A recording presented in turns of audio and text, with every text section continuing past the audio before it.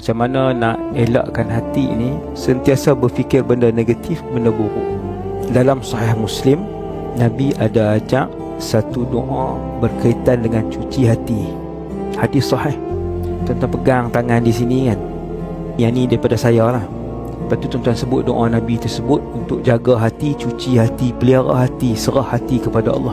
Iaitu doa dia, Allahumma ati nafsi taqwaha. Ya Allah, Kau beri ketakwaan kepada hati ni.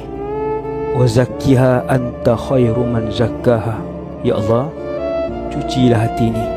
Sesungguhnya Engkau yang paling baik menyuci hati, sebaik-baik yang mencuci hati. Anta waliyuha wa maulaha.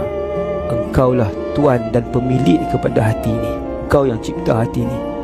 Kau yang tahu sifat hati ni. Kita serah hati kita kepada Allah. Kita minta Allah cuci. Kita minta Allah bagi takwa ke hati kita.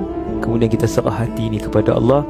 InsyaAllah hati yang penuh dengan ketakwaan dicuci oleh Allah itu akan sentiasa memikirkan perkara yang baik, positif untuk dunia dan akhirat kita. Walhamdulillahirabbil alamin.